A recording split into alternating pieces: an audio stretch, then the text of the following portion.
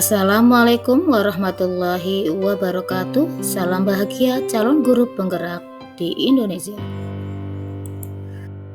Pada kali ini, saya akan memaparkan tentang koneksi antar materi pada modul 2.1 pembelajaran berdiferensiasi.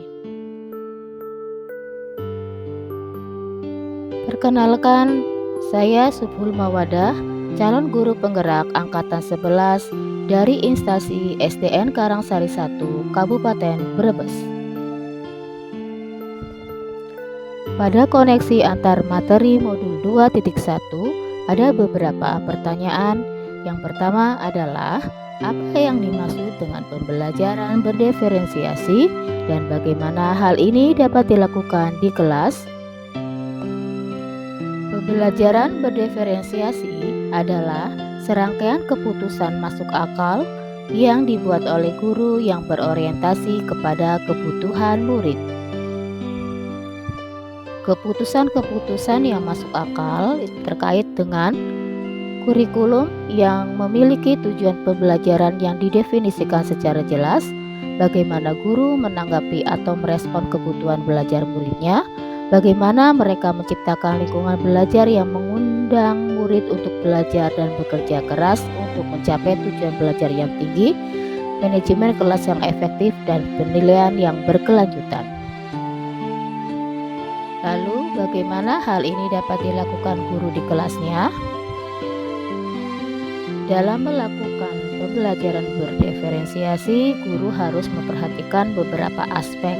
Yang pertama adalah kesiapan belajar murid, yang kedua minat murid, dan yang ketiga profil belajar murid. Kesiapan belajar adalah kapasitas untuk mempelajari materi, konsep, atau keterampilan baru. Sebuah tugas yang mempertimbangkan tingkat kesiapan murid akan membawa murid keluar dari zona nyaman mereka dan memberikan mereka tantangan. Namun, dengan lingkungan belajar yang tepat dan dukungan yang memadai, mereka tetap dapat menguasai materi atau keterampilan baru. Ada banyak cara untuk membedakan kesiapan belajar. Tom Lenson mengatakan bahwa merancang pembelajaran mirip dengan menggunakan tombol equalizer pada stereo atau pemutar CD. Maka di situ akan terlihat bahwa anak tersebut memiliki kesiapan belajar. 1. Bersifat mendasar, bersifat transformatif. Yang kedua, konkret atau abstrak. Yang ketiga, sederhana atau kompleks. Yang keempat, terstruktur atau terbuka. Yang kelima, tergantung atau mandiri. Dan yang terakhir adalah lambat atau cepat. Berikutnya adalah minat.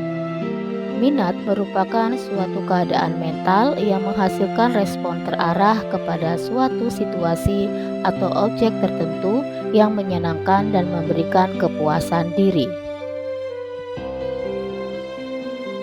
Beberapa cara yang dapat dilakukan oleh guru untuk menarik minat murid diantaranya adalah dengan 1. Menciptakan situasi pembelajaran yang menarik perhatian murid.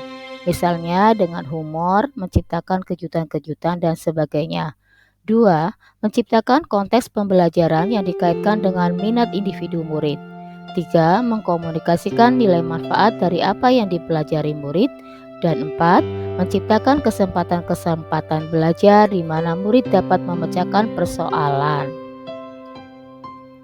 Aspek lainnya selain kesiapan belajar dan minat adalah profil belajar. Profil belajar mengacu pada cara-cara bagaimana kita sebagai individu paling baik belajar. Tujuan dari mengidentifikasi atau memetakan kebutuhan belajar murid berdasarkan profil belajar adalah untuk memberikan kesempatan kepada murid untuk belajar secara natural dan efisien. Profil belajar murid terkait dengan banyak faktor. Yang pertama, preferensi terhadap lingkungan belajar.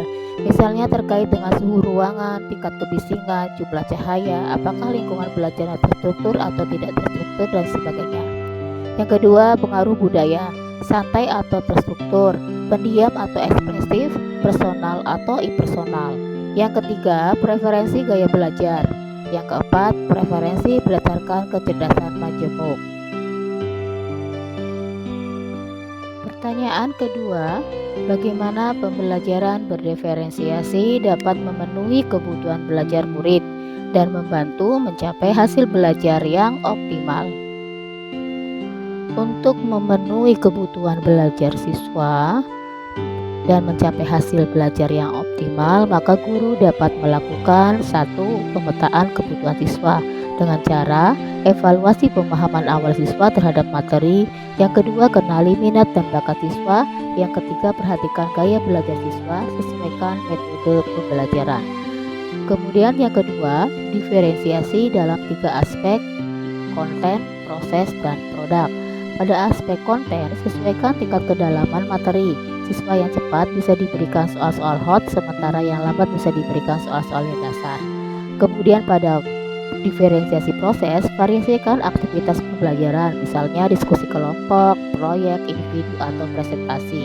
Pada diferensiasi produk, berikan pilihan tugas akhir yang berbeda-beda. Siswa bisa memilih presentasi yang sesuai dengan minat mereka. Langkah ketiga adalah penilaian yang berkelanjutan, meliputi penilaian formatif, penilaian sumatif, penilaian diri.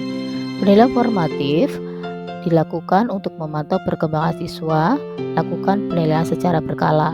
Kemudian penilaian sumatif, gunakan berbagai bentuk penilaian untuk mengukur pencapaian akhir siswa. Dan penilaian diri, libatkan siswa dalam menilai diri sendiri untuk meningkatkan kesadaran diri. Langkah keempat adalah fleksibilitas dan adaptasi, yaitu siap berubah, berkolaborasi, dan refleksi. Siap berubah, jangan ragu untuk mengubah rencana pembelajaran jika diperlukan. Kemudian dalam berkolaborasi, libatkan siswa dalam proses pembelajaran untuk memberikan masukan, dan dalam refleksi, evaluasi secara berkala efektivitas pembelajaran. Langkah terakhir adalah lingkungan belajar yang mendukung, meliputi suasana nyaman, akses sumber belajar, dan kolaborasi. Suasana nyaman diciptakan agar kelas yang positif dan inklusif. Kemudian, pada akses sumber belajar, pastikan siswa memiliki akses yang mudah terhadap berbagai sumber belajar. Sedangkan untuk kolaborasi, dorong siswa untuk bekerja sama dan saling membantu. Pertanyaan terakhir adalah, apa kaitan antara materi dalam modul 2.1 dengan modul lain di program pendidikan guru penggerak? Kaitan modul 1.1 dengan modul 2.1. Pada modul 1.1, filosofis Ki Hajar Dewantara menekankan pentingnya pendidikan yang sesuai dengan kodrat anak, yaitu tumbuh kembang anak secara alami. Sedangkan pada modul 2.1, pembelajaran diferensiasi memberikan kesempatan kepada setiap siswa untuk belajar sesuai dengan gaya dan kecepatan masing-masing. Pembelajaran diferensiasi menghormati kodrat unik setiap anak. Sedangkan kaitan antara modul 1.2 dan modul 2.1. Pada modul 1.2, nilai guru penggerak salah satunya adalah berpihak pada murid. Berarti bahwa semua tindakan dan keputusan yang diambil oleh guru selalu mengutamakan kepentingan dan keberhasilan belajar siswa. Sedangkan pada modul 2.1, pembelajaran diferensiasi merupakan manifestasi nyata dari prinsip berpihak pada murid dengan menyesuaikan pembelajaran sesuai dengan kebutuhan individu. Guru menunjukkan kepeduliannya terhadap keberhasilan setiap siswa. Selanjutnya, kaitan antara modul 1.3 dan modul 2.1. Pada modul 1.3, visi guru penggerak yaitu menuntun guru untuk selalu berupaya meningkatkan kualitas pembelajaran. Sedangkan pada modul 2.1, pembelajaran berdiferensiasi merupakan salah satu strategi untuk mencapai kualitas pembelajaran yang lebih baik karena pembelajaran disesuaikan dengan karakteristik masing-masing siswa. Kaitan terakhir antara modul 1.4 dan modul 2.1. Pada modul 1.4 tentang budaya positif, menciptakan suasana kelas yang positif dan menyenangkan sehingga siswa merasa senang datang ke sekolah. Sedangkan pada modul 2.1 pembelajaran berdiferensiasi membuat pembelajaran lebih menarik dan relevan bagi siswa sehingga mereka lebih termotivasi untuk belajar. Demikian tadi pemaparan koneksi antar materi modul 2.1. Semoga bermanfaat. Terima kasih. Salam guru penggerak, tergerak, bergerak, dan menggerakkan. Assalamualaikum warahmatullahi wabarakatuh.